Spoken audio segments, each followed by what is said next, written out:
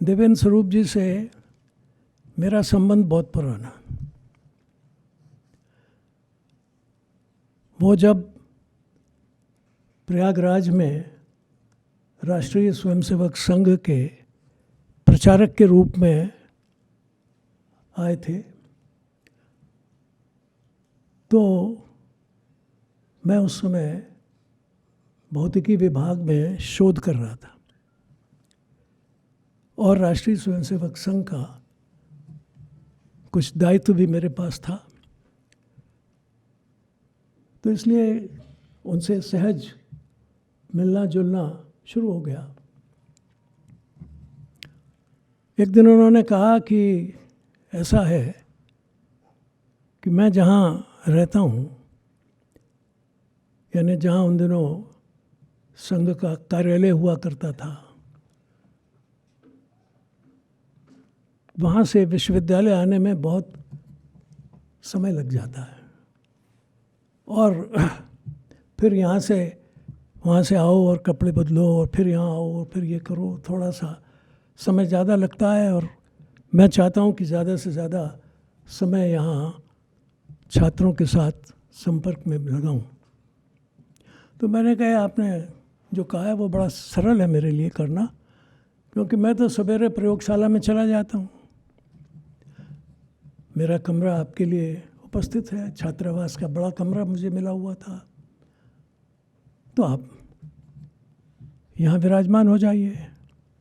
और उन्होंने अगले दिन से ही अपना अड्डा वहाँ जमा लिया और अड्डेबाजी में देवेंद्र जी का कोई सानी नहीं था। कितने ही प्रकार के छात्रों को, जो उनके, वैसे वो स्वयं तो विज्ञान के विद्यार्थी थे, लेकिन उन्होंने जिन लोगों से संपर्क शुरू किए और जिन्हें अपना मुरीद बनाया, उसमें इतिहास के छात्र भी थे, अर्थशास्त्र के भी थे, और जिसको फिलॉसफी कहा जाता है, दर्शन शास्त्र, उसके भी लोग थे। और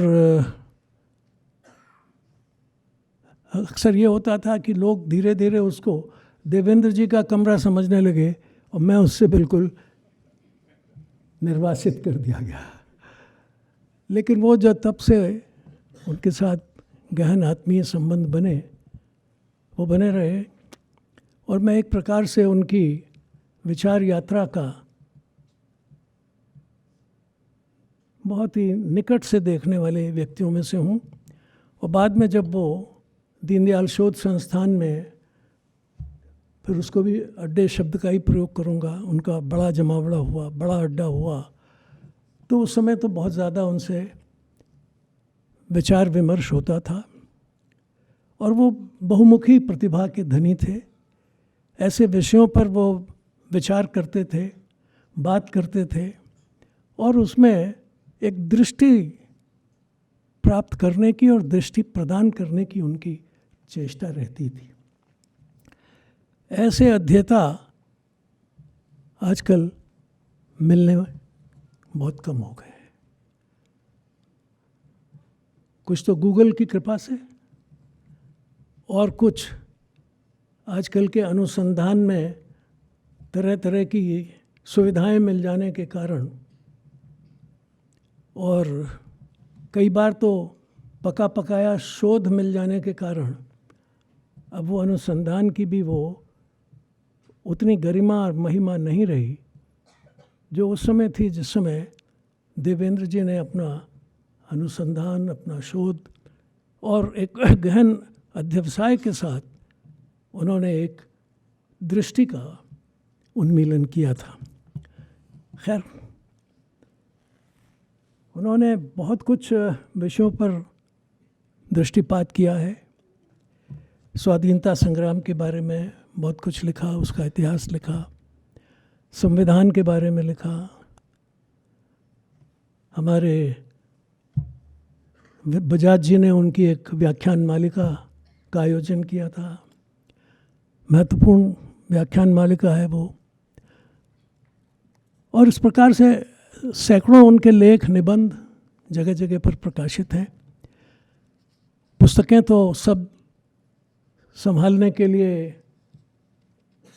राम बहादुर राय जी ने स्थान व्यवस्था कर ली है, लेकिन उनके लेख भी संकलित हों, जहाँ जहाँ कहीं हों, उसका भी अगर एक आयोजन आप करें और एक पत्र ऐसा निकाल दें लोगों को कि जिनके पास भी उनके लेख या उनके इस प्रकार के विचारों के कुछ तो भी अवशेष मिलते हों, तो वो उनको एकत्रित करें, क्योंकि वो एक पठनीय सामग्री होगी, एक दृष्टि के उन्मीलन के लिए आवश्यक होगी।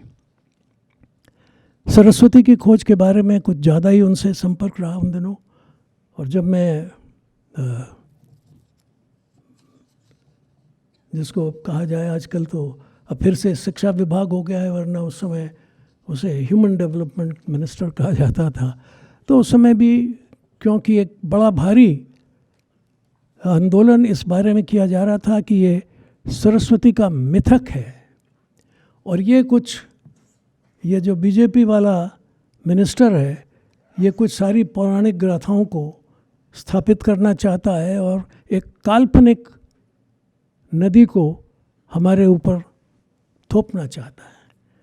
संवद संसद में बहुत इस पर विवाद होता था, बहुत बहस होती थी, और अंत में बहुत से मामलों में उस बहस को बाहर तक ले जाने में देवेंद्र जी ने बहुत ही महत्वपूर्ण काम किया। उनके लेख इस दृष्टि से मंथन में जो कुछ, अगर आप कहीं मिलते हो मंथन के लोग, तो उसको अभी भी देखने की आवश्यकता है। तो इस प्रकार से देवेंद्र जी एक विलक्षण व्यक्ति थे, बहुमुखी प्रतिभा के धनी थे और बहुत ही आदर्शवादी थे।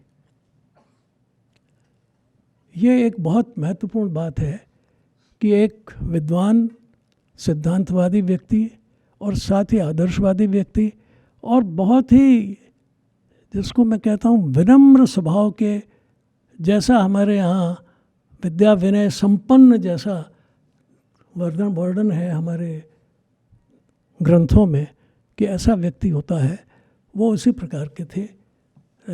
अपनी विद्वता का उन्हें कोई अभिमान नहीं था, किसी प्रकार की कोई उनके अंदर अपने आप को आगे लाने की, प्रकट करने की कोई भावना नहीं थी, और एक जैसा भारतीय विद्वान, भारतीय ऋषि परंपरा का जो व्यक्ति होता था, उस रूप में उन्होंने अपना सारा जीवन, संपूर्ण जीवन उसी रूप में व्यतीत किया।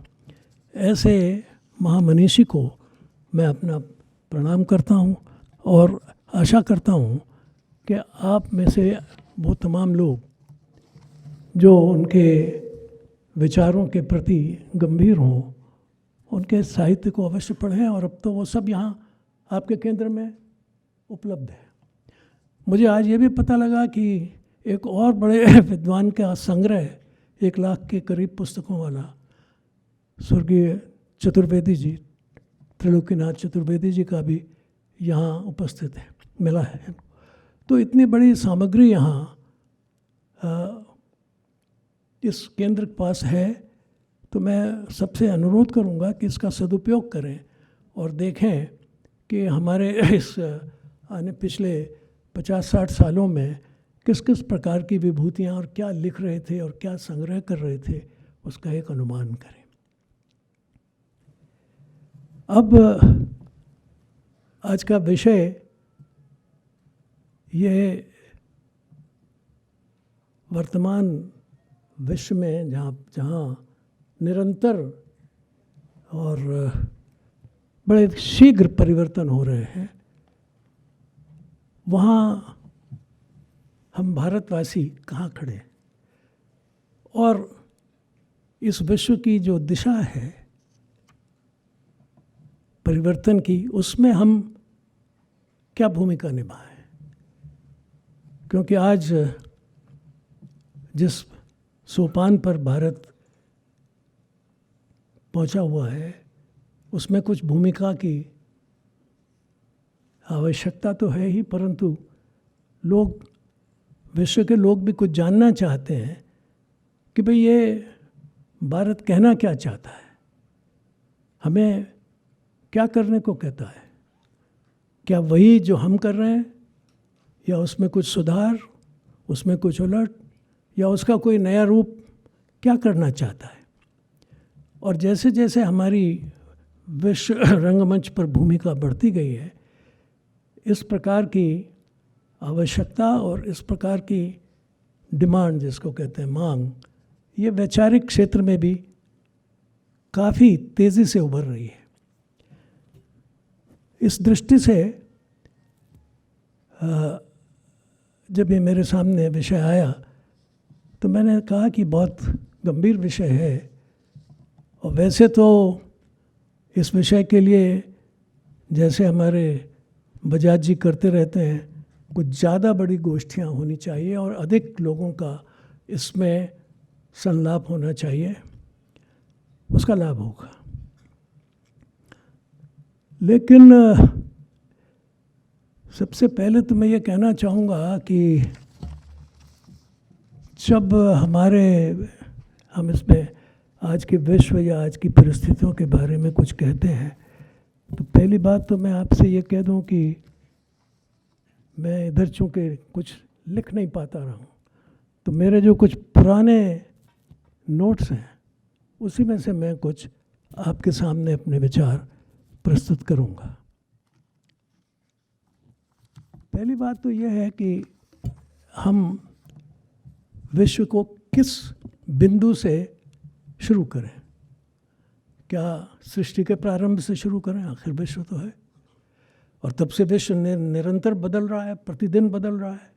अभी 2-4 दिन पहले ही एक ऐसा विस्फोट हुआ है सूर्य महाराज के गर्भ में कि जिसने बहुत कुछ उथल पुथल कर दिया है। बहुत से देशों में जो चुंबकीय क्षेत्र है उसमें परिवर्तन हो गया है, तूफान आने लगे हैं। तो परिवर्तन विश्व में हर क्षण और हर स्थल पर हो रहा है। क्या वहाँ से शुरू करें? वो शायद बहुत लंबा हो जाएगा, उसमें तो शायद महीनों लग सकते हैं उन चीज़ों के बारे में विचार करने के लिए। फिर कहाँ से शुरू करें? अगर बहुत मनुष्य के इतिहास को भी शुरू करें तो भी काफ़ी लंबा है, और दूसरे उसके जो प्रारंभिक अवस्था के जो परिवर्तन हैं वो बहुत धीमे धीमे हुए हैं। ऐसा नहीं हुआ कि अचानक आज सुबह उठे और देखा कि आज तो होना तो चाहिए था खूब धूप का प्रकोप, लेकिन ये तो हो गया एकदम बारिश। ऐसा होता नहीं था। प्रकृति भी बहुत धीमे धीमे चल रही थी, मनुष्य भी धीमे धीमे चल रहा था, मानव समाज भी धीरे धीरे विकसित हो रहा था। तो क्या उस गति का अनुसरण करते चलें तो वो भी बहुत लंबी बात होगी। किस देश में कहाँ क्या कैसा, जिसको हंटर गैदर्स कहते हैं आजकल, वो लोग विकसित हो रहे थे, कहीं समाज बन रहा था या नहीं बन रहा था। तो इन सब बातों को ध्यान में रखते हुए मेरा ख्याल ये है कि हमें अभी हाल में ही जब से ये परिवर्तनों की गति तेज़ हुई है उसके बारे में ज़्यादा विचार करना चाहिए। क्योंकि पहले तो आप देखेंगे कि लोगों का विशेषतर ध्यान भोजन, वसन और आश्रय, इसी के बारे में ज़्यादा रहता था। और धीरे धीरे एक ऐसी स्थिति आई कि इससे कुछ लोगों को शांति मिली और वो विचार करने लगे कि अब इससे आगे भी कुछ चलना चाहिए। लेकिन उसमें भी लोग फिर अपने परिवार के बारे में विचार करते थे, आसपास के समाज के बारे में विचार करते थे, अपने जिसको खाप कहिए या अपनी जाति कहिए उसके बारे में विचार करते थे, और बहुत कुछ आसपास की प्रकृति के बारे में विचार करते थे। लेकिन वो भी बहुत एक मंथर गति से चलता था, धीमी धीमी गति से चलता था। तो ऐसा समझना चाहिए कि एक ऐसी स्थिति थी कि जिसमें ज़्यादातर लोग जीवन को बनाए रखने के लिए संघर्ष करते थे। Then life was an ongoing struggle for existence, कि भाई किसी तरह से इन चीज़ों से बचो और कुछ करो। हो गया। ये स्थिति भी बहुत दिनों तक चलती रही, और एक तीव्र गति इसमें आज से एक 200-250 साल पहले आई है। और वो भी जो गति है वो पिछले 50 सालों में बहुत तेज़ हुई है, और पिछले 10 सालों में और भी तेज़ हुई। तो इसलिए जब हम निरंतर बदलते हुए विश्व के बारे में कल्पना करते हैं तो ये एक बहुत बड़े फलक पर बहुत व्यापक इतिहास का अध्ययन करने की बात होती है, लेकिन वहाँ से न करके एक 200 साल पहले 250 साल पहले की जो विश्व में गतिविधियाँ हुई हैं उसके बारे में ही मैं आपके सामने कुछ कहूँगा।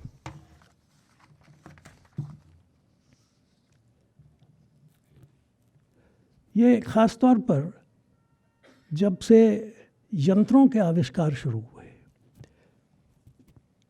यांत्रिक सभ्यता तो नहीं पर यंत्रों के आविष्कार शुरू हुए, उससे कुछ गति आनी शुरू हुई। और जब वो यंत्रों का आविष्कार स्टीम इंजन के रूप में सामने आया तो ये गति और तेज़ हो गई। इसका अर्थ ये नहीं कि इसके पहले दुनिया में गतिशील समाज नहीं थे या गति नहीं होती थी, पर उसका अध्ययन एक अलग वस्तु है। पर ये जो 200 साल 250 साल का कालखंड है, इसमें जो कुछ हुआ उसकी तरफ ध्यान देना बहुत आवश्यक है। और मैं समझता हूँ उसकी गतिमत्ता को ज़रा गहराई से हम लोग समझने की कोशिश करें। एक तो पहली बात ये हो गई कि एक बड़ी भारी चोट इस गतिशीलता में तब आई जब विज्ञान ने कुछ नई बातें, कुछ नए दृष्टिकोण लोगों के सामने रखे। और उसका नतीजा ये हुआ कि हमारी जो परंपराएं थीं, विश्वास थे, जो जीवन प्रणाली थी, उसके बारे में परस्पर विमर्श होने लगे। क्या ये ठीक है? कई जगह तो वो विमर्श बहुत दूर तक गए। क्या पृथ्वी के चारों तरफ सूर्य घूम रहा है या सूर्य पृथ्वी के चारों तरफ घूम रहा है? इस तरह की बातें हो रही थी।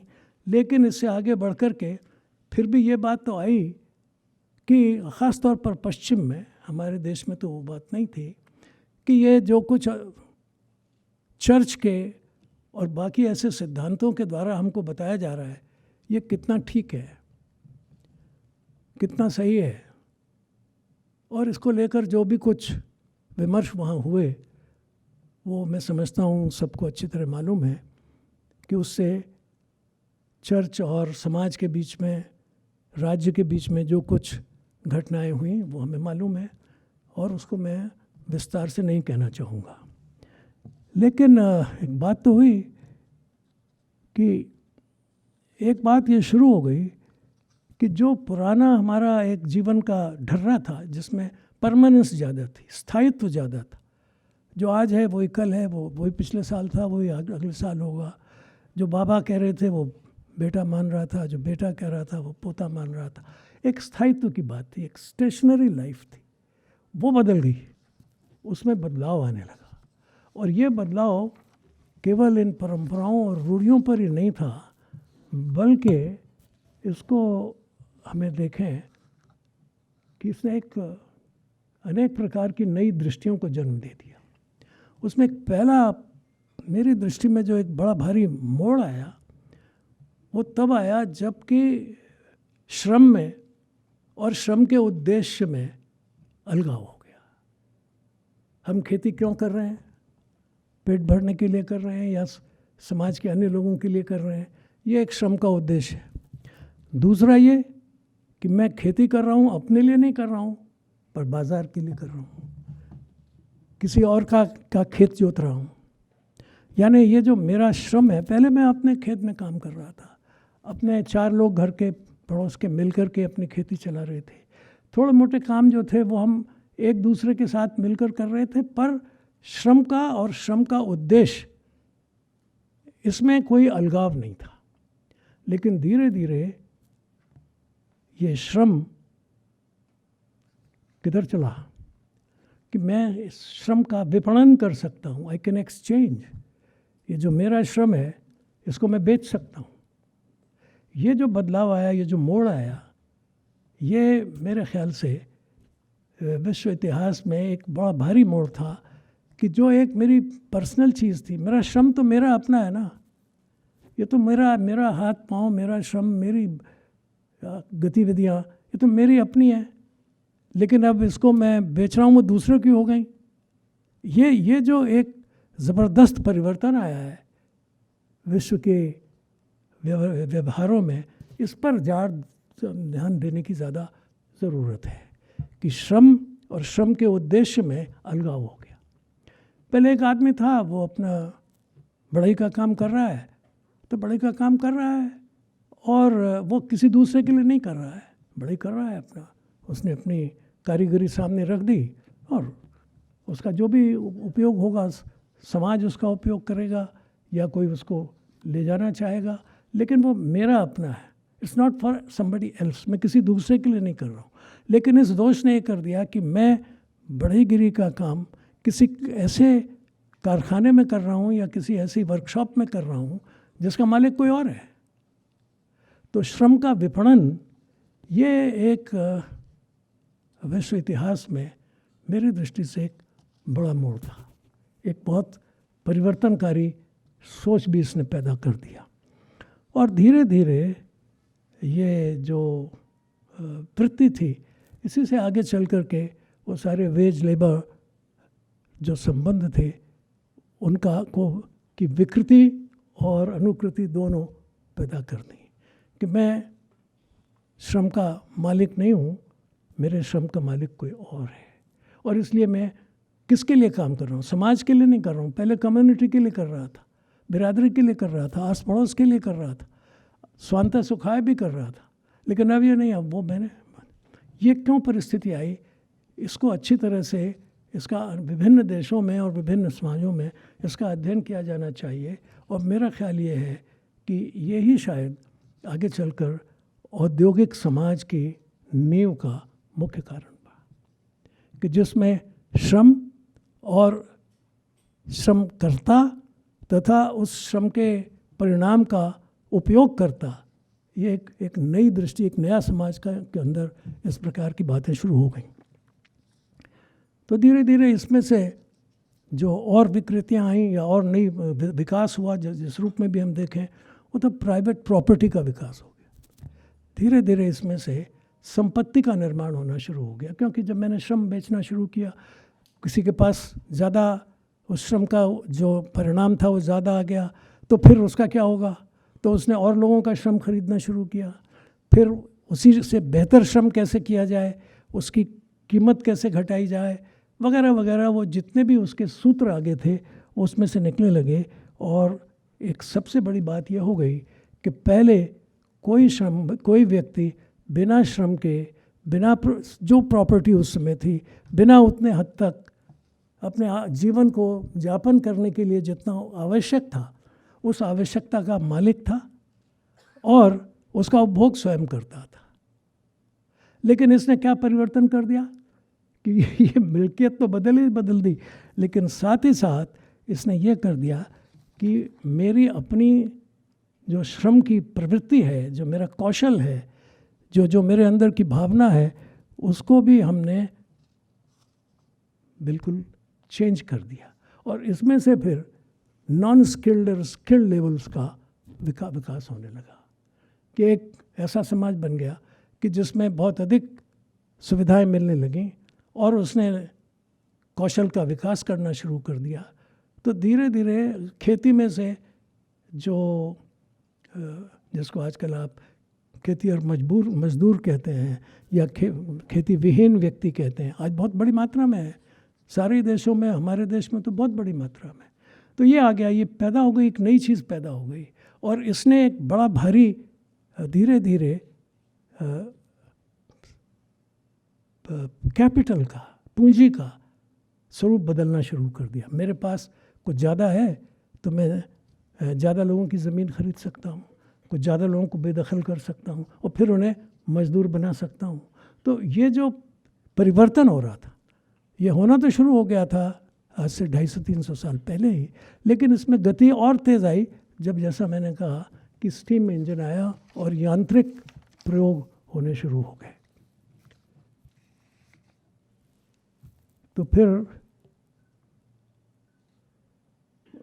कार्य का, श्रम का उद्देश्य ये उसके तात्कालिक उपयोग के लिए नहीं है, बल्कि उसके दीर्घकालीन उपयोग के लिए या दूसरे देशों के द्वारा उपयोग के लिए या जिनके पास अधिक साधन है उनके लिए तीव्र गति से होने लगा।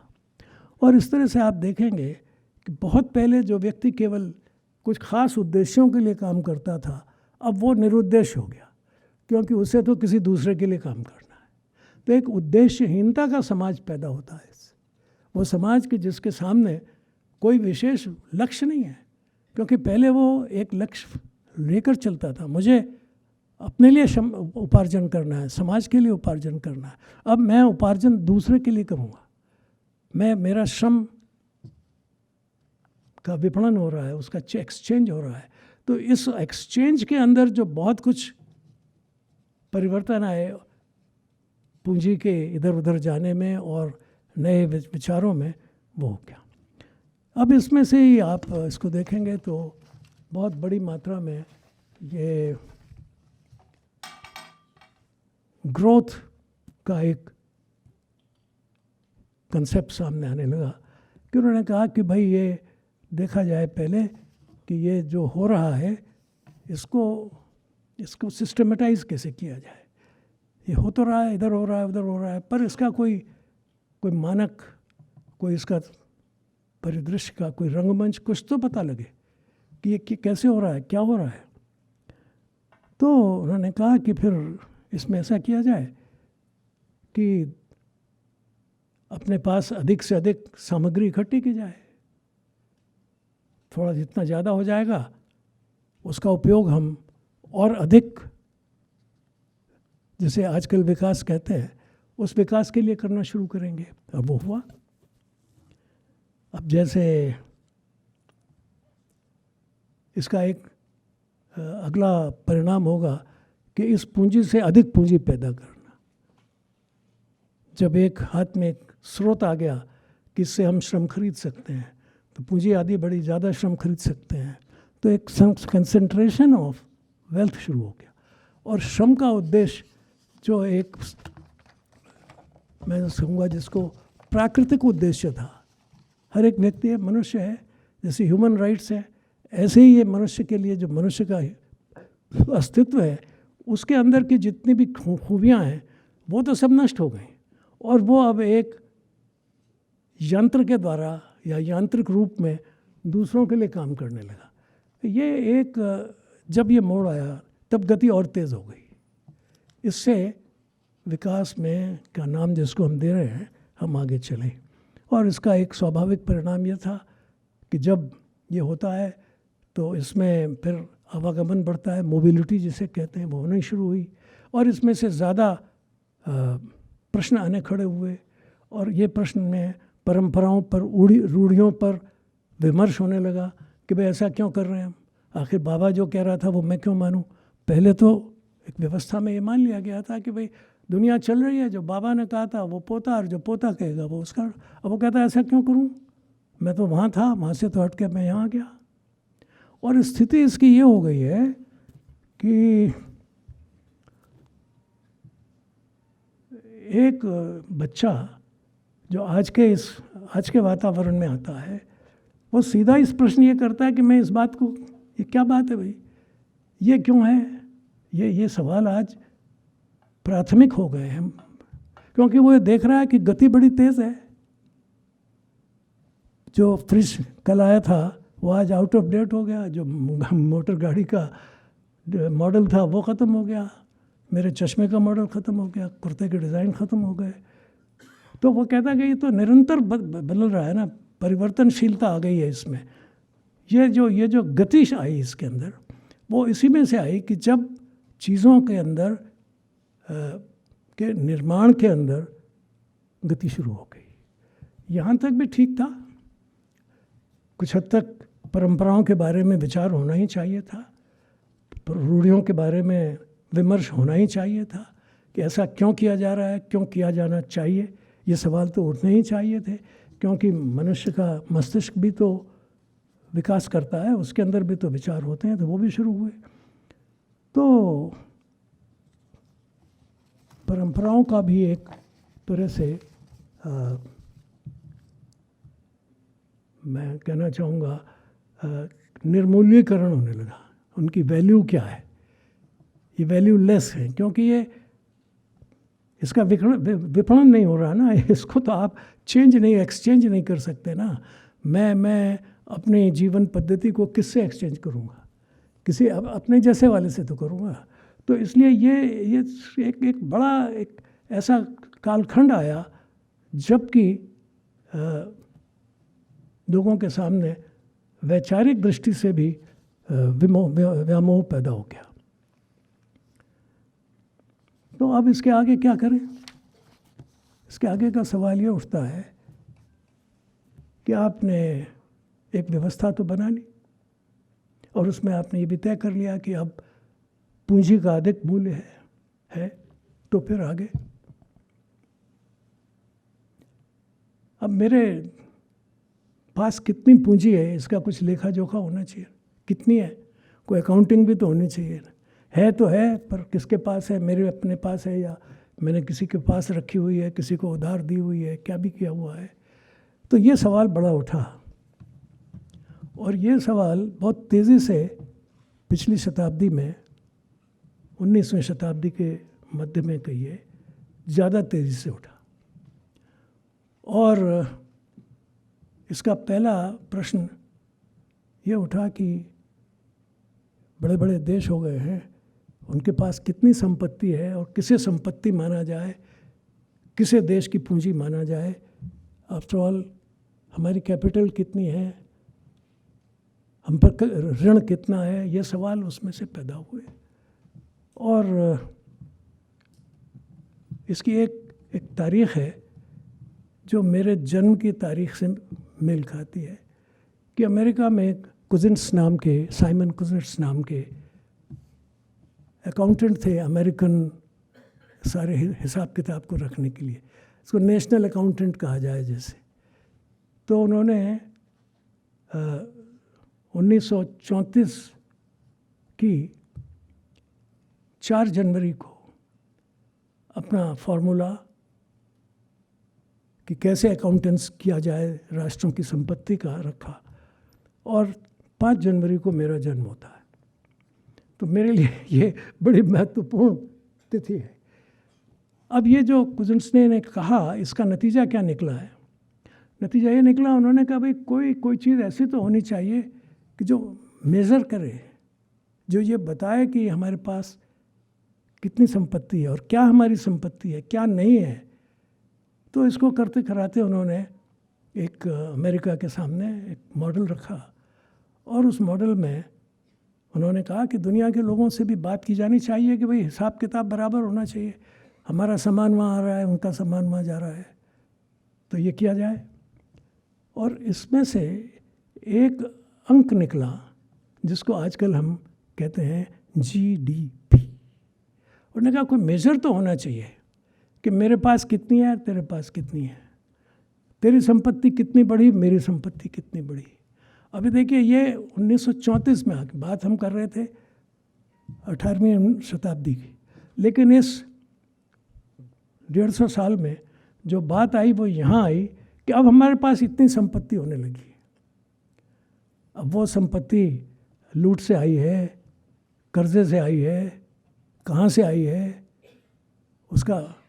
उसका राष्ट्र के पास कितना हिस्सा है, व्यक्तियों के पास कितना हिस्सा है, प्राइवेट कितना है और स्टेट पे कितना है, ये सवाल उठने खड़े हो गए। और इसने तब ये एक महत्वपूर्ण दृष्टि दी कि भाई एक अकाउंटिंग का सिस्टम होना चाहिए। और अब जो सबसे ख़तरनाक बात हुई वो ये कि इस अकाउंटिंग सिस्टम को दुनिया के बहुत से देशों ने स्वीकार कर लिया।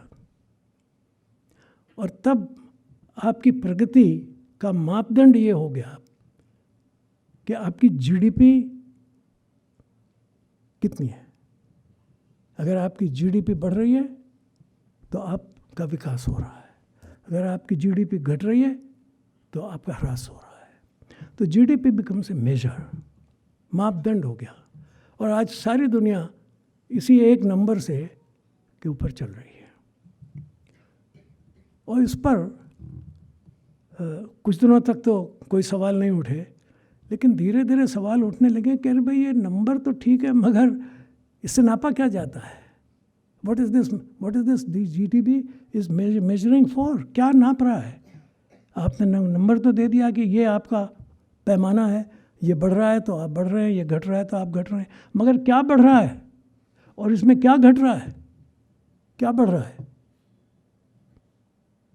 तो ये पेचीदा सवाल आ गया, क्योंकि GDP की जो परिभाषा है वो ये है कि जितनी भी सर्विसेज और गुड्स, यानी आप उत्पादन की सामग्रियाँ और जो भी उसका बाजार मूल्य है, और सर्विसेज जो सेवाएं हैं, उन सब का मॉनिटरी वैल्यू कितना है। यानी अगर आप लोहा उत्पादन कर रहे हैं, कपड़ा उत्पादन कर रहे हैं, ये सब मिला करके, और जो सर्विसेज आप दे रहे हैं उन सबको सामने रख के आपके पास क्या कुल आपके पास चीज़ें हैं, कितना है, इसको हमने कहा कि ये इसे उसका मेजर है। तो अब एक कमेटी के सामने हमारे देश के कुछ मूर्धन्य विद्वान आए थे। उनसे मैंने पूछा कि भाई ये बताइए कि ये आप ये कह रहे हैं कि हमारे देश की GDP इतनी हो गई है, क्या हो गया इसमें? मतलब गुड्स एंड सर्विसेज तो ठीक है, पर गुड्स और सर्विसेज, इसमें सर्विसेज तो पैदा हो रही हैं। मुझे किसी ने पानी का एक गिलास दिया, उसने सर्विस दी, मैंने उसको पैसा दे दिया, तो सर्विसेज तो समझ में आ रही हैं। लेकिन ये गुड्स तो आसमान से नहीं टपकती हैं। वो तो आपको, या तो आप कुछ सामान पृथ्वी से पैदा करते हैं, अनाज पैदा करेंगे, या कोई लोहा निकालेंगे, कुछ न कुछ खनिज पदार्थ निकालेंगे, कोई पानी ही निकालेंगे, मगर ये तो आपके पास था नहीं और आपका इस पर कोई कंट्रोल भी नहीं था, और ये आपके लिए मिली भी नहीं थी, पर आपने कैसे बोलना शुरू कर दिया कि ये जो संपत्ति है ये मेरी है। उसके लिए नए नए नियम बने और बड़ी बड़ी व्यवस्थाएं बनी, लेकिन ये सवाल आ गया कि भाई ये गुड्स एंड सर्विसेज का वितरण कैसे हुआ है। ये आज भी सवाल उठा हुआ है, और इस सवाल का जवाब देश के ही नहीं बल्कि विदेशों के लोग परेशान हैं इससे, क्योंकि अब पर्यावरण का क्या होगा। पर्यावरण के मामले में तो कोई ये कहने के लिए तैयार नहीं है कि साहब ये मेरा नहीं है तो मेरा भी है, मगर प्रदूषण आप कर रहे हैं, उसका क्या होगा? पृथ्वी से आपने सामान निकाल लिया, ये तो ठीक है, मगर पर्यावरण, उसको क्या कर रहे हैं आप? उसमें क्या हस्तक्षेप कर रहे हैं, या उससे क्या पैदा कर रहे हैं और उसका क्या दुष्परिणाम हो रहा है? ये नए सवाल खड़े हो गए, और ये आज के बड़े महत्वपूर्ण प्रश्न हैं। तो ये सवाल उठा कि भाई अब ये पैमाना जिसको हम कहते हैं कि ये GDP है, ये नंबर है, तो ये प्रदर्शित क्या करता है? तो असली में ये प्रदर्शित ये करता है, जहाँ तक गुड्स का सवाल है, कि आपने पर्यावरण का कितना दोहन किया। क्योंकि आप अगर खनिज पदार्थ निकालेंगे तो ज़मीन के अंदर से ही निकालेंगे, पर्यावरण में से ही निकालेंगे, तो अल्टीमेटली ये जो पैमाना है, नंबर है GDP, ये इस बात का द्योतक है कि मैंने किस मात्रा में पर्यावरण का दोहन किया, किस मात्रा में खनिज पदार्थ निकाले, किस मात्रा में जंगलों को नष्ट किया, किस मात्रा में पानी का दोहन किया। इसमें से सवाल खड़े हो गए। तो फिर ये किस बात को प्रदर्शित करता है? क्या ये प्रकृति को प्रदर्शित करेगा, या ये कुछ उसकी उल्टी चीज़ को प्रदर्शित करेगा? तो मैंने उन विद्वानों से पूछा कि आप ये बताइए कि ये आप कैसे नापते हैं कि कितना सामान पैदा हुआ, कितनी गुड्स पैदा हुई? बोले ये जो उसका तो एक अंतर्राष्ट्रीय नियम है, और उसमें 9 इस प्रकार की इंडस्ट्रीज़ हैं, उसके उत्पादन को हम तय कर लेते हैं कि उसमें कितना कितना हो रहा है, और उसके हिसाब से कर लेते हैं। अब मैंने कहा इसमें सवाल ये बताइए मुझे कि ये तो आपने कर लिया, लेकिन जो ऐसे लोग हैं जो इन 9 इंडस्ट्रीज़ के बाहर हैं, उनका क्या होगा? उनका भी कोई लेखा जोखा है? नहीं, बोले वो हमारे अकाउंट में नहीं आते।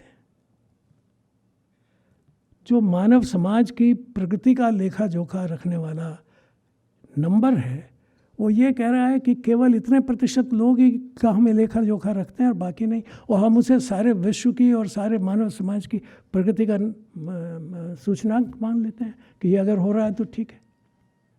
यानी एक तरफ आप ये कहते हैं कि जितना पर्यावरण का दोहन कर रहे हैं उसका नाप है ये, और दूसरी तरफ उन हज़ारों लाखों करोड़ों आदमियों को आप उससे वंचित कर रहे हैं कि जिनका आपने हक मारा है, क्योंकि पर्यावरण तो वो भी पैदा कर रहे हैं ना, उसका तो लाभ तो वो भी, गुद उत्पादन में तो वो भी शामिल है ना, पर आपने उनको कहीं उसमें नहीं रखा। तो एक बड़ा भारी इसमें प्रश्न उठा कि ये जीडीपी क्या सही पैमाना है? फिर आया कि हाँ ठीक है, तो ठीक है, लेकिन अब आप ये देख कर लीजिए कि बजाय इसके केवल आप ये देखिए मार्केट क्या कर रहा है। अब जो नया पैमाना आया उसके बाद वो आया मार्केट। जीडीपी तो ठीक है, लेकिन how does it operate in market? अब ये मार्केट बड़ी ख़तरनाक चीज़ है। मार्केट में तो सुबह आप जाइए तो दूध का दाम, बम्बई में तो ये होता है कि सवेरे 8 बजे दूध का दाम कुछ और है, 12 बजे दूध का दाम कुछ और है, और शाम को फिर घट जाता है। और यहाँ भी सट्टा बाज़ार में तो होता ही है रोज़, सुबह शाम जो भी कुछ करिए। तो ये बताया जाए कि मार्केट की कौन सी वैल्यू ठीक है। आज दोपहर के 12 बजे वाले सब मार्केट की वैल्यू ठीक है या सुबह हो रही है? और फिर ये मार्केट का मतलब क्या है कि सुबह मैं देखता हूँ कि बच्चन साहब दूध बेच रहे हैं, दोपहर को मैं बेचता हूँ कि वो स्कूटर बेच रहे हैं, शाम को मैं देखता हूँ कि वो पोटैटो चिप्स बेच रहे हैं, फिर किसी वक्त मैं देखता हूँ कि वो पे करने का जो यंत्र है उसको वो बेच रहे हैं। तो ये है क्या चक्कर? यानी मार्केट चलता कैसे है, क्या कर रहा है? हमारे सारे जीवन का जो धुरी बना हुआ है उसमें हो क्या रहा है? तो असली उसमें सिवाय इसके कि जो कुछ हो रहा है वो वास्तविकता से परे है। That is not the reality. और इस पर यूरोप में बड़ा भारी सवाल उठना शुरू हो गया। फ्रांस के तत्कालीन प्रेसिडेंट ने कहा कि भाई ये क्या चक्कर है कि हर चीज़ को मार्केट डिटरमिन कर रहा है, और मार्केट खुद या तो कुछ दूसरों के द्वारा ऑपरेट हो रहा है, और या फिर सुबह शाम में इतना बदलता रहता है कि आज सवेरे पता लगा कि मेरी मार्केट वैल्यू इतनी है और शाम को पता लगा मेरे शेयर्स का दाम इतना हो गया, मैं तो मार्केट से गायब हो गया। तो ये बताइए, क्या ये रियल इंडेक्स है? क्या ये जीडीपी रियल इंडेक्स है? क्या ये मार्केट रियल इंडेक्स है? क्या वास्तविक प्रगति यही हो रही है? इसलिए उसने कहा कि इस पर विचार होना चाहिए, और उसने एक कमेटी बनाई जिसमें दुनिया के 3 अर्थशास्त्रियों को रखा। एक थे उसके अंदर ये स्टिग्लिट्स, जो एक तरह से अमेरिकन व्यवस्थाओं के जानकार थे। दूसरे थे उसमें फिटूशी, जो यूरोपियन व्यवस्थाओं के जानकार थे। और तीसरे थे उसमें अमर्त्य सेन, जो गरीब देशों का प्रतिनिधित्व करते थे। और इनसे कहा भाई आप बताओ तो सही क्या निकलता है। तो महत्वपूर्ण सवाल निकले उसमें। पहला तो ये निकला कि मार्केट जो है ये वस्तु स्थिति का द्योतक नहीं है। मतलब ये जो उत्पादन और इस सब के बारे में आप बोल रहे हैं, ये व्यवस्था को एक तरह से विकृत करने वाली चीज़ें हैं। इसमें से सच्चाई नहीं निकलती, क्योंकि एक सवाल उठता है, क्या इस व्यवस्था से मानव समाज अधिक प्रसन्न है, हैप्पीनेस है? क्या मार्केट से हैप्पीनेस मिल रही है? क्या इस जीडीपी से मानव समाज में प्रसन्नता व्याप्त हो रही है, संतोष व्याप्त हो रहा है, सुख व्याप्त हो रहा है? तो उन्होंने कहा इसका कोई हिसाब ये मार्केट नहीं देता। अगर ये करना है तो फिर हमें बहुत सारे पैमाने के अंदर सुधार करने पड़ेंगे, और यह एक इस जीडीपी के बस की बात नहीं। तो दुनिया के तमाम देशों के सामने आज ये बड़ा भारी संकट है, और ये प्रतिदिन बदल रहा है। कहाँ से चले थे और कहाँ आ गए, अब एक नया संकट आ गया। वो कहते हैं कि अब तो आपको मनी रखने की ज़रूरत ही नहीं है, बैंक में भी रखो तो उसकी ज़रूरत नहीं है, अब तो क्रिप्टो करेंसी आ गई है। इस क्रिप्टो करेंसी ने एक और नया संकट पैदा कर दिया है कि पैसा है कहाँ, और इतनी तेज़ी से बदलता है कि एक क्रिप्टो बैंक ने तो एक साल में 500 गुना ब्याज दे दिया, 500 टाइम्स। तो ये गति अगर रहेगी पूंजी के चलने की और बढ़ने की, तो वैसी गति से लोगों के उतरने की भी होती हो। जितने कुछ चढ़ेंगे तो उतने कुछ उतरेंगे भी। तो ये एक नई करेंसी आ गई। तो ये जो विश्व का प्रतिदिन बदलना, और बदलते बदलते यहाँ क्रिप्टो तक आ गया, और इससे भी आगे AI, आर्टिफिशियल इंटेलिजेंस आ गई। वो तो बिल्कुल आपके लिए माया जाल है। मैं तो उसको कहता हूँ ये मायावी संस्कृति है, माया की संस्कृति है। उसमें कुछ है नहीं। आप अपने उस पर देख लीजिए, अभी दिख रहा है, आपने उसको शो कर दिया तो जो आप देख रहे थे गायब हो गया। कहाँ गायब हो गया? फिर ढूंढ के लाओ उसे, और उसे आप पकड़ नहीं सकते। तो क्रिप्टो करेंसी गायब हुई, अब आपने मनी गायब हो गया, तो है क्या फिर अब? और आप उत्पादन कर रहे हैं। पहले तो मेरा श्रम मेरे पास था, फिर वो 2 4 10 लोगों के पास आया, फिर कैपिटलिस्ट के पास आया, फिर बैंकर्स के पास आया, फिर मार्केट के पास आया, अब आर्टिफिशियल इंटेलिजेंस के पास आ गया। तो ये जो गतिशीलता है विश्व की, और इतनी तेज़ी से हो रही है, और अभी भी मुझे पता नहीं कल कोई एक और डायमेंशन आ जाए, क्योंकि मैं घबराता हूँ विद्यार्थी भौतिकी विभाग का होने के कारण कि हम किधर जा रहे हैं, ये कहाँ जा रहे हैं। और यदि ये सारी व्यवस्थाएं दुनिया में सुख और शांति पैदा कर रही हैं, तो ये इतना अशांत विश्व क्यों है? ये इतनी लड़ाइयाँ क्यों हो रही हैं? ये यूरोप में हर राज्य, वहाँ का हर राष्ट्र, जिसको जो भी कुछ कहिए, वो परेशान क्यों है? ये फ्रांस में रोज़ क्यों हल्ला हो रहा है? ये टर्की में क्या हो गया है? ये फ़िलिस्तीन और सीरिया में क्या हुआ, और अब इज़राइल में क्या हो रहा है, और हमारे पड़ोस में क्या हो रहा है, पड़ोस के सारे देशों में क्या हो रहा है, ब्राज़ील में क्या हो रहा है, स्पेन में क्या हो गया है। तो ये कहाँ से हो गया भाई? इतनी संपत्ति आ रही है, इतना विज्ञान आ गया है, और अथाह संपत्ति आ गई है, और ऐसी हालत हो गई है कि आप 500 गुना आपको ब्याज मिल रहा है, तो फिर झगड़ा काहे का है भाई? फिर क्यों एक अशांत विश्व है? फिर क्यों एक हिंसक विश्व है? फिर क्यों अमेरिका में अभी 2 4 दिन पहले की आपने घटना सुनी, हमारे देश में हो रही है। छात्र अध्यापक को गोली मार देता है, रास्ता चलते लोग गोली मार देते हैं। ऐसा लगता है कि प्रकृति तो अशांत है ही, लेकिन हम मनुष्य के नाते भी अशांत हैं, उग्र हैं।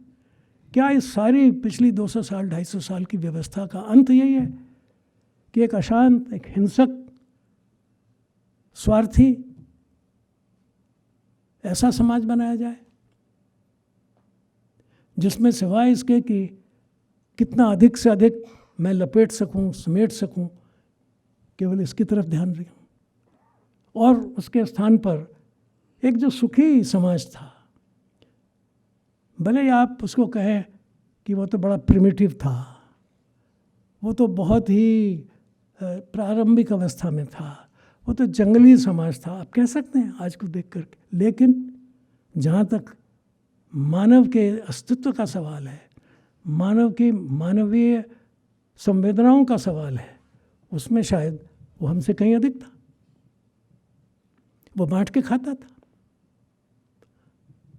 वो बांट के खाता था, हम छीन के खाते हैं। तो ये जो परिवर्तन हो गया है कि पहले हम बांट के खाते थे और अब हम छीन के खाते हैं, और इतना ही नहीं कि किसी अपने बड़े वाले से छीन के खाए, अपने से छोटे वाले से भी छीन के खाते हैं।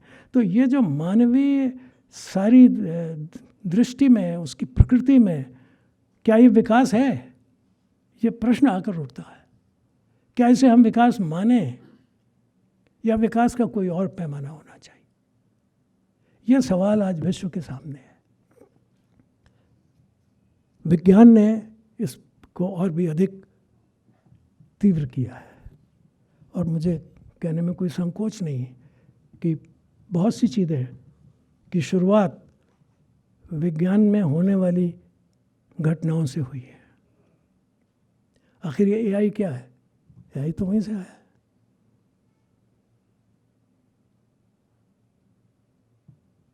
उस सारे घटनाक्रम को मैं नहीं निरूपित करना चाहता, लेकिन एक एक चीज़, जिस दिन हमने परमाणु का विखंडन किया, उससे पहले जब हमने ये समझा कि परमाणु दो हिस्सों में है, इलेक्ट्रॉन और प्रोटॉन में है, वहाँ से शुरुआत हुई। और चलते चलते हमने परमाणु का विखंडन कर दिया, और फिर धीरे धीरे सारे विश्व का विखंडन कर दिया, और अब हो सकता है हम सारे ब्रह्मांड का विखंडन करने के लिए चलें, क्योंकि अब तो हम कहाँ जा रहे हैं?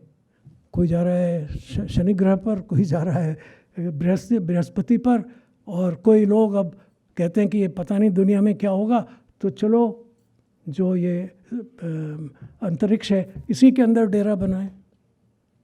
तो यहाँ तो पहले पर्वत पे डेरा बन जाए तो लोग उसी को बहुत बड़ा मानते थे, और वो तो कहता अंतरिक्ष में डेरा बनाए। और फिर यहाँ से कोई ऐसी मिसाइल चलेगी कि उसका एक ही दौर, उसका जो सारा वहाँ का डेरा है वो सब समाप्त हो जाएगा।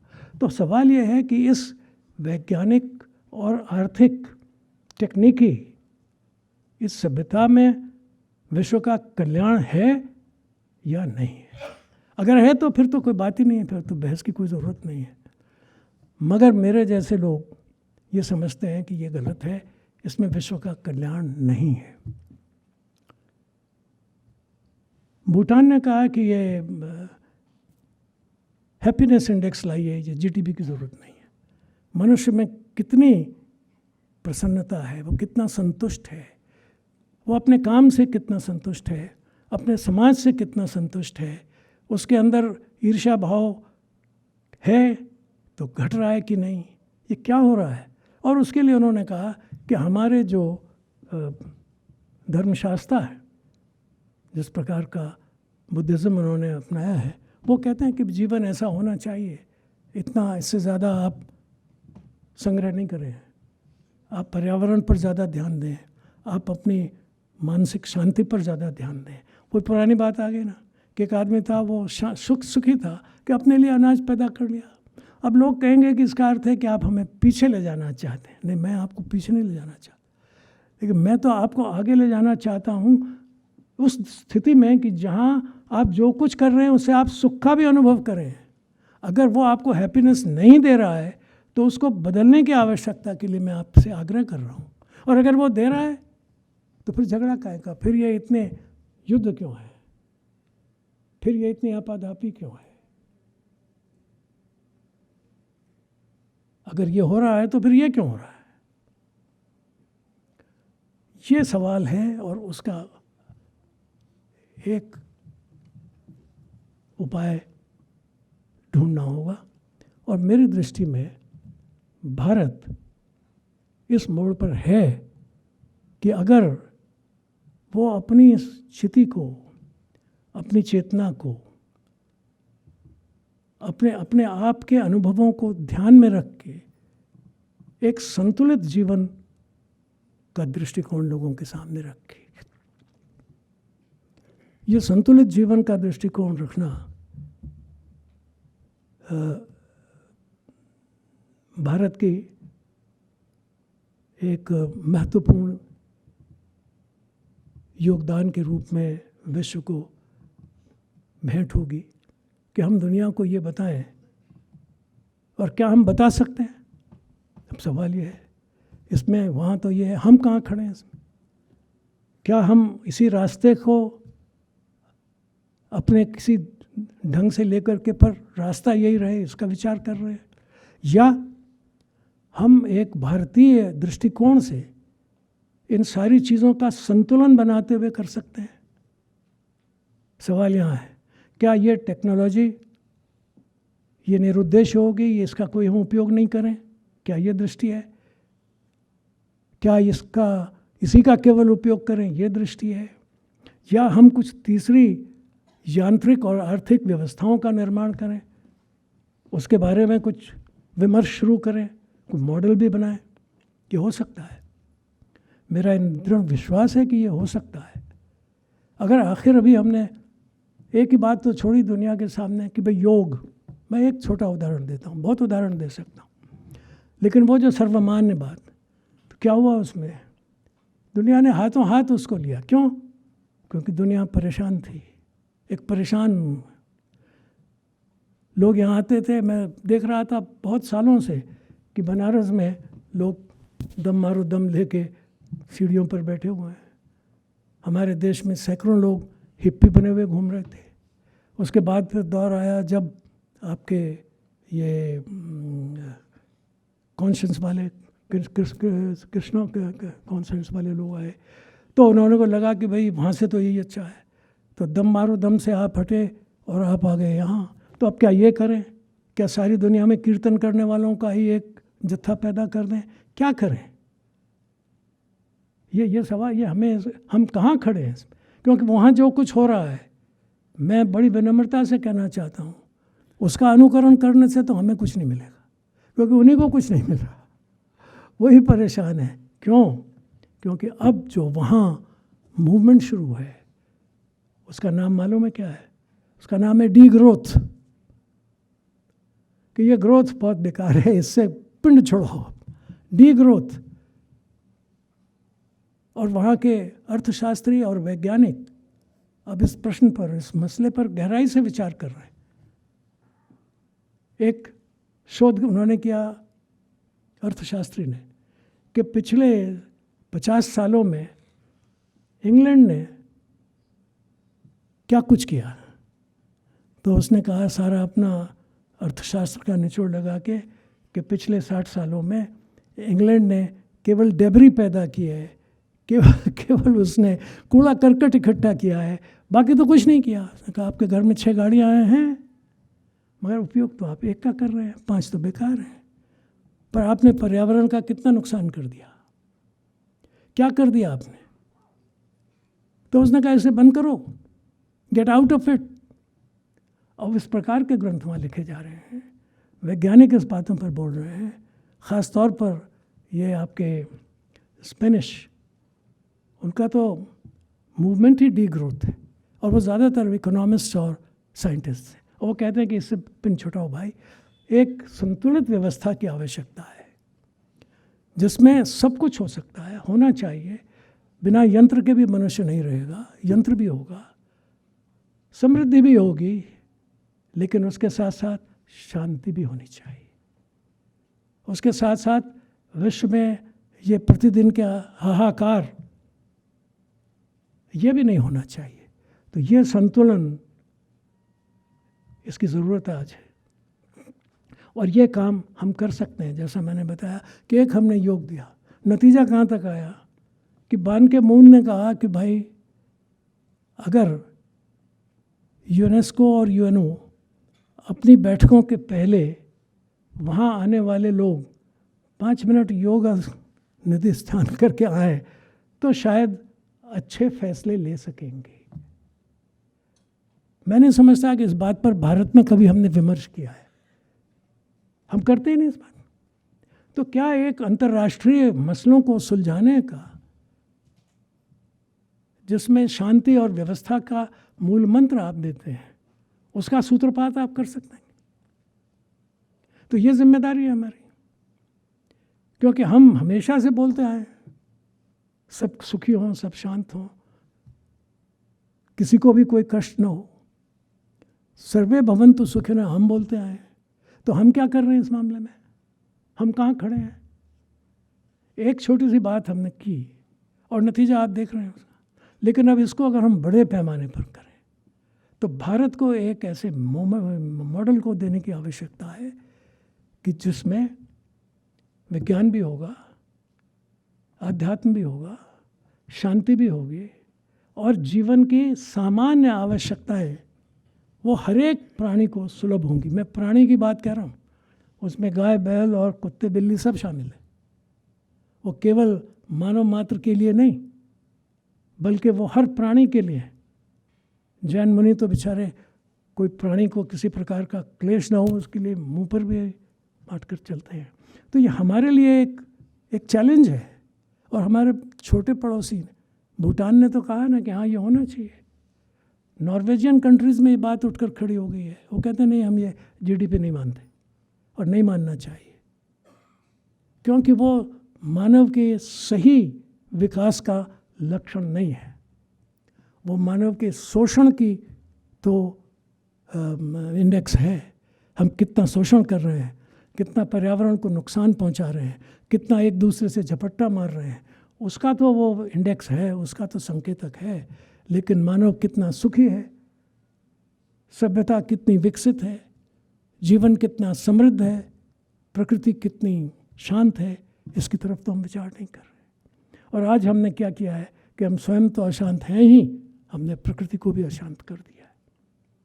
और अगर ये आज का पिछले 4-6 दिनों का जो ये प्रयोग हुआ है कि जो कहता है कि सूर्य में ऐसे परिवर्तन हो रहे हैं कि जो हमारे यहाँ की सारी प्रकृति को तोड़ फोड़ देंगे, उसको विखंडित कर देंगे, तो ये तो बहुत सोचने की बात है, सोचनीय बात है।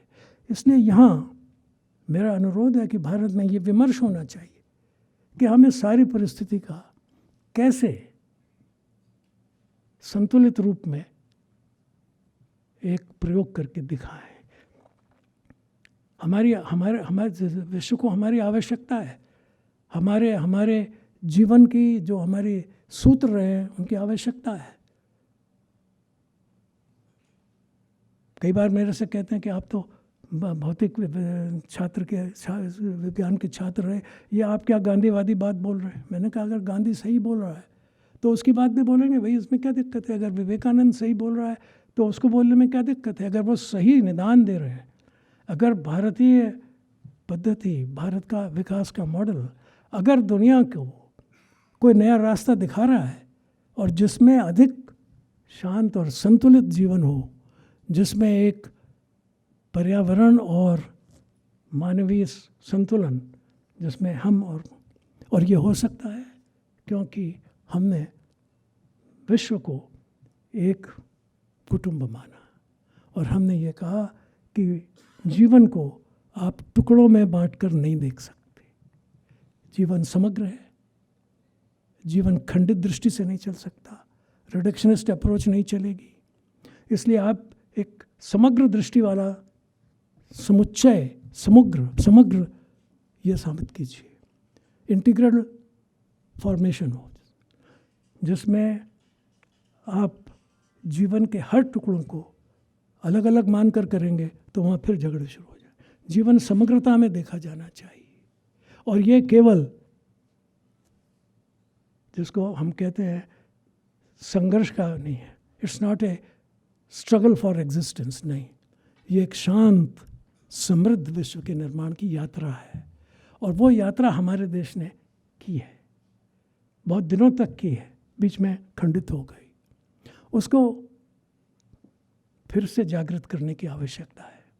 और हमें यह कहना होगा कि ये ब्रह्मांड एक ऐसा कॉन्शियस एंटिटी है। अब तो इसको बहुत से वैज्ञानिक भी मानने लगे हैं काफ़ी मात्रा में, और एक ने तो यहाँ तक कहा कि इस बात को मानना चाहिए कि ये पृथ्वी भी वैसी ही बायोलॉजिकल एंटिटी है जैसा कि मनुष्य, जो हमारे इस विचार के बहुत नज़दीक है कि हम में और पर्यावरण में कोई अंतर नहीं है, हम एक ही हैं, we are one and the same.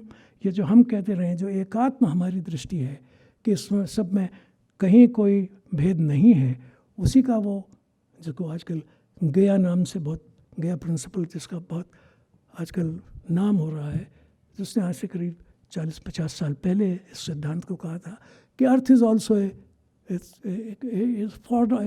A form of living entity, एक कदम पीछे हमसे। हम तो कहते हैं कि ये एक समग्र चैतन्य है। उसने कहा नहीं, ये थोड़ा सा फ़र्क है, वो उतना उनकी जो क्रिश्चियन सेमेटिक और क्रिश्चियन धारणा है उसको उसका थोड़ा सा बचाव करके वो कहते हैं। परंतु हम तो, हमें डंके की चोट कहना होगा कि दुनिया वालों ख़बरदार रहो, तुम गलत रास्ते पर जा रहे हो। ये भारत का रास्ता है जो आपको सही रास्ते पर, सही पथ पर ले जाएगा। और ये समृद्धि, रिद्धि और समृद्धि, इसके साथ साथ सुख और शांति। अरे हमारे तो गुरु नानक ने भी एक ही वाक्य में सब बोल दिया था कि अगर समाज में केवल क्या हो, नाम जपना, किरीट करना और बंड छकना, यह जीवन के का एक ऐसा सूत्र है कि जो सारी दुनिया को आज भी रास्ता दिखा सकता है कि भाई आप इस बात का स्मरण रखो कि एक इस विश्व का के अंदर जो समग्र चेतना व्याप्त है उसका नाम लेते रहो, नाम जपना और क्रिएट करना और अपना काम करो, वर्क बाय योर हैंड, अपने हाथों से काम करो, श्रम। और तीसरा बंड छकना, और जो हो उसको बांट के खाओ। ये बिल्कुल सूत्र रूप में आज से 500 साल पहले उन्होंने कहा, उपनिषद ने उसके पहले भी कहा था। तो भारत को ये तय करना है कि भारत कहाँ खड़ा है। क्या वो एक मूक दर्शक बना रहेगा, या और अधिक, कभी कभी मैं देखता हूँ कि एक हिम्मत की भारत ने कहा कि नहीं भाई ये आप युद्ध बंद करो। सबसे ज़्यादा आग्रह इस पर विभिन्न संस्थाओं में भारत की तरफ से किया जाता है, बार बार कहा जा रहा है। तो ये जो आग्रह है, ये एक दृढ़ आग्रह हो, मजबूत आग्रह हो, और देश की समग्रता में हो। लेकिन देश को इस पर पहले विचार करना चाहिए कि इसमें कोई मतभेद नहीं होना चाहिए। रास्ते का मतभेद हो सकता है पर इस लक्ष्य का मतभेद नहीं हो सकता। वी हैव टू रीच, हमें एक ऐसे विश्व का निर्माण करना है जिसमें समृद्धि, सुख, शांति ये हर एक व्यक्ति को मिले, व्यक्ति नहीं हर एक प्राणी को मिलना चाहिए। तो क्या हम इसके लिए तैयार कर सकते हैं? शायद इसके लिए एक नए रेवोल्यूशन की ज़रूरत होगी, एक मानसिक रेवोल्यूशन की ज़रूरत होगी, बौद्धिक ज़रूरत में लक्ष्य की ज़रूरत, यांत्रिक हमें कैसी टेक्नोलॉजी चाहिए, शायद बहुत सी टेक्नोलॉजी इसमें से बेकार हो जाएगी। तो एक व्यापक दृष्टिकोण है। और भारत ने के इतिहास का अध्ययन जो हमारे देवेंद्र स्वरूप जी ने किया था, उसकी दृष्टि यही थी कि भारत को क्या कहना है, क्या करना है, किधर जाना है, उसका गंभीर विवेचन किया जाना है। और उन्होंने जीवन भर यही करने की चेष्टा की और यही बताने की चेष्टा की कि भारत को अपना इतिहास समझना चाहिए और उस इतिहास के फिर परिप्रेक्ष्य में अपना आगे का मार्ग प्रशस्त करना चाहिए। मैं समझता हूँ मेरी तरफ से उनके प्रति विनम्र श्रद्धांजलि के रूप में इतना ही कहना चाहूँगा और आप सबका धन्यवाद करना चाहूँगा। नमस्कार।